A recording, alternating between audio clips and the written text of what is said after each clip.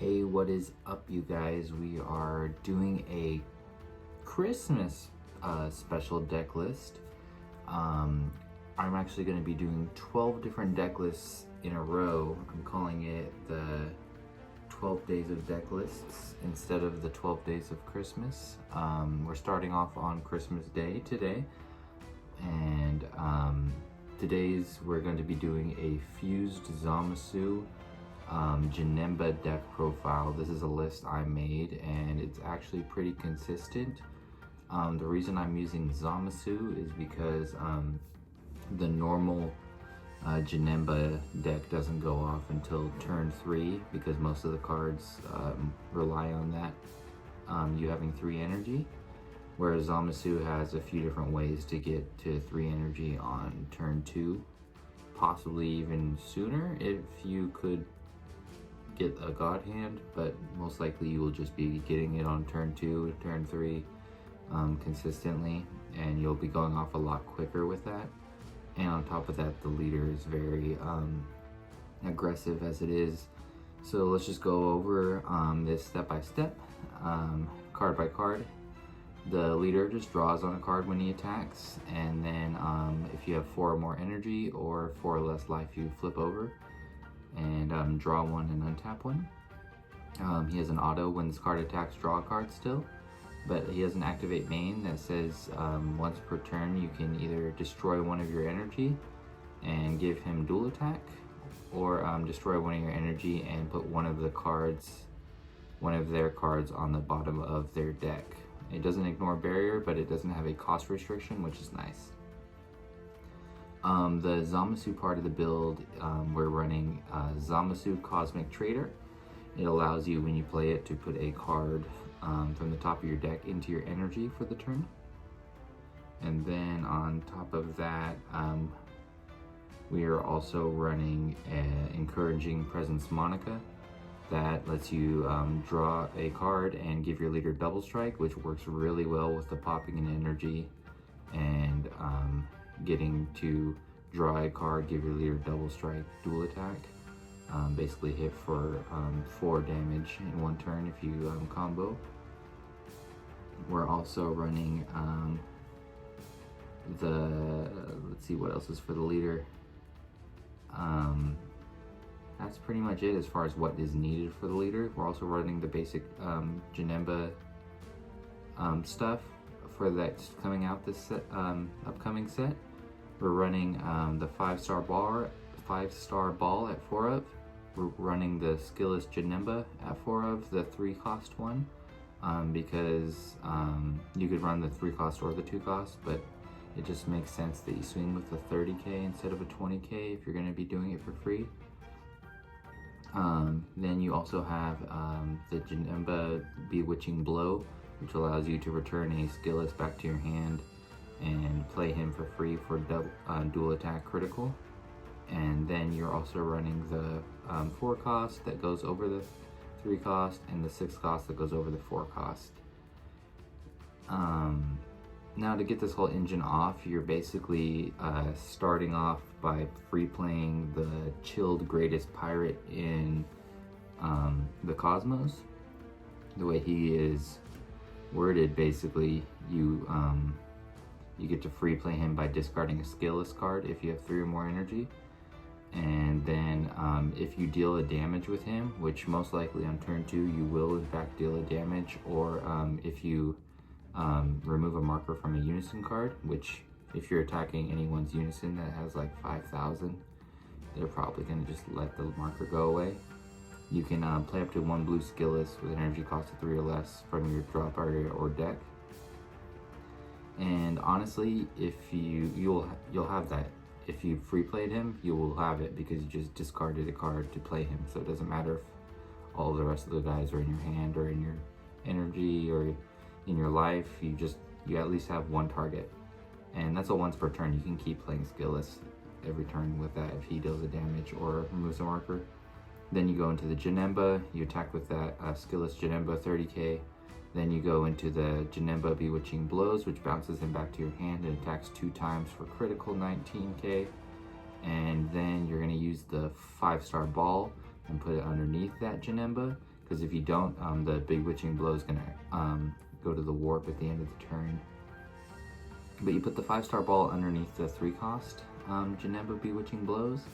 And this can also go over your skill list if you don't have a Bewitching Blows, by the way. So just know that you don't need him. It's just an extra 2 attacks if you have him. So definitely go into that if you can.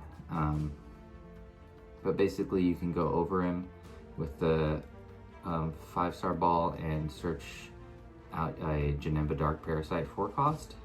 And he's basically just a critical card, but if your opponent has 2 or more energy, so basically if you got it off on turn 3, or if your opponent went first, when he attacks, you can warp one of their battle cards that doesn't have barrier.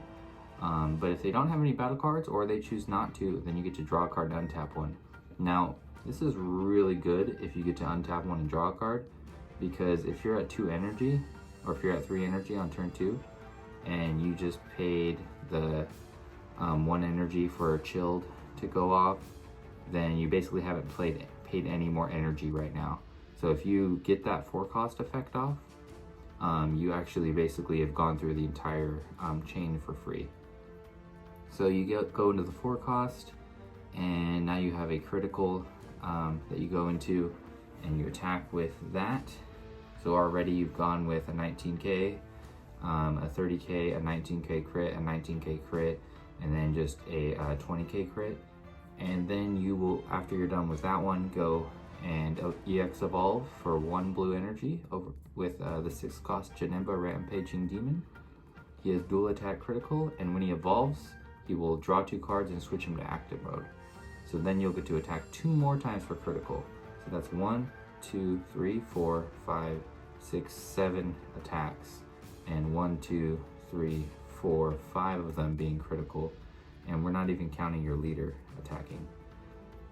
So let's just say you awakened this turn on turn 2, which is very easy to do if you played the Zamasu on turn 2, ramped an energy, then you played the Unison on turn 2 and ramped another energy to then flip over at 4 energy and then do your chain. You could also go into the Monica and give that your leader an extra double strike and draw a card. The rest of the deck is basically just kind of generic blue stuff. You also are running 2 Obuni as an extra win con. If you don't kill them on turn 2, then you could always go in on turn 3 by ramping an extra energy with either Zeno or Zamasu, and play Obuni for 4 with while you're on turn 3. Obuni on turn 3 is pretty good, and get off an extra 4 attacks essentially. And also we're running the Baby Hachiak Secret Rare because it's the best blue secret rare basically if you're not a very specific deck. And once you get to turn 3, it's I'm gonna take another turn. You can't attack. Altered Reality we're running at 2 of, because if you can get this off on turn 1, just so that way you draw an extra card and then you just give all your Janemba's barrier, it makes it really hard for them to stop your chain. I'm running 4 Dimension Magics for defense, 4 of the Unison Zeno. We're running 4 of the free counterplay Trunks, 2 of the basically the Super Saiyan 2 Trunks, which is essentially Topo that you can play for 1 during your opponent's turn, 3 Sensu Beans. You could run more, but I'm running them at 3. And I'm also running 2 Mai. Mai is very good. You might think, why am I running Mai? But you want to get your Zeno off turn 2. Like, you really want to get him off so you can awaken. So Mai is, you're basically running 2 extra Unisons. You can play her turn 1 if you don't have the Unison in hand, and look at the top 5 for either Zeno or any of the Trunks that are free counterplays, or the Tobo Trunks. And then I'm running 4 of the Vegetas super combos, just because once you're at 4 or less life, you can put a card on the bottom, and honestly that's pretty nice if you can put like the 4-cost Janemba back on the bottom, because he free plays himself. You can put the skillless Janemba back on the bottom of your deck because the chilled can play him for free. And other than that, the deck's pretty self-explanatory. You attack a lot with leader, and you also have the Janemba chain that really gives you like a full, real nice engine. As far as the side deck goes, the reason why I'm running 2 Baby Golden Avengers is I was testing this deck and I ran into some stall decks, and you'd think that blue is really good at stall, so like you're not gonna have any issue, but this deck draws so much that I actually decked out a couple times. So that's why I'm running Zamasu's Master, and I'm running at 60 by the way, so it's not like I was decking out at a 50 card deck. I'm running Zamasu's Master, so that way you can throw 3 cards back into your deck and basically heal for free. And I'm also running the 5-cost Baby because, I mean, if you get to 5 energy and you have him, might as well just counter, play a triple strike, draw a card, pop a barrier thing. I'm running 2 Betrayal of the Masters because I also ran into some people playing some really big guys on like really early that I didn't want to use my leader ability for.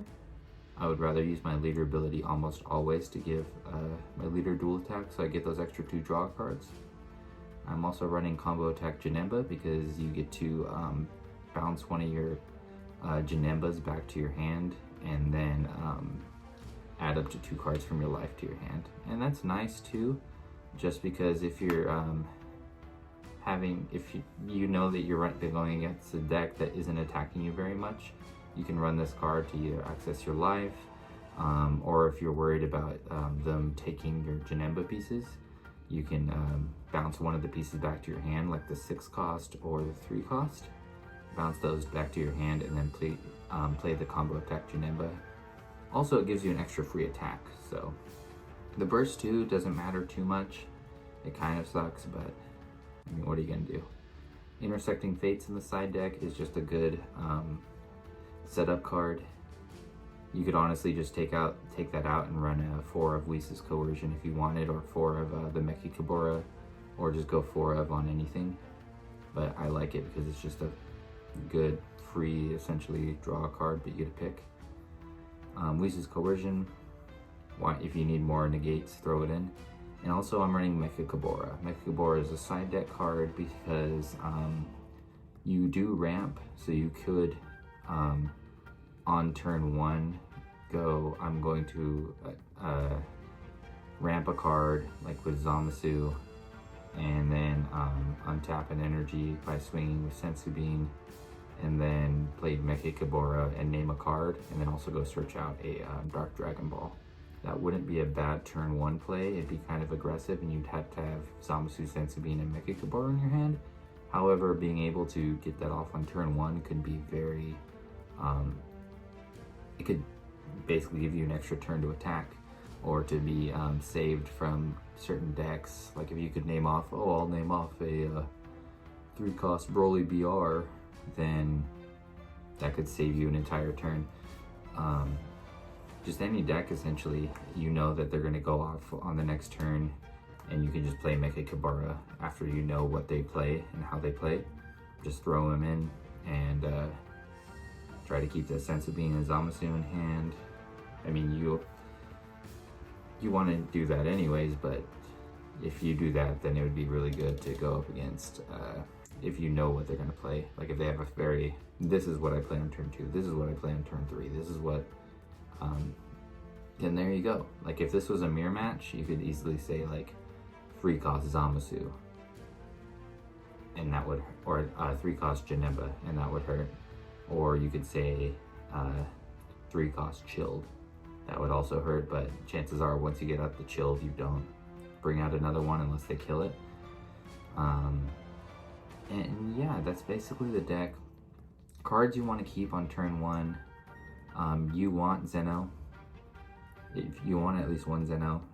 You also want a Zamasu. If you drew just 1 Zamasu and 1 Zeno, you'd be sad. You just like, okay, I'm awakening on turn 2. It doesn't matter. Other cards you would like to have in your hand.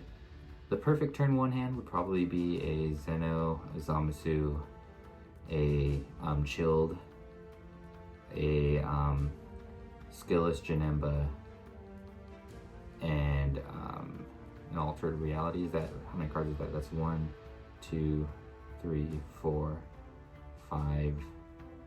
So, and then like a card to charge. But I mean, if you went second, then you could also draw a card. But really, you just want to have like a Chilled and a Skillless to go off. But you could also play the Skillless or the Janemba Bewitching Blows for 3.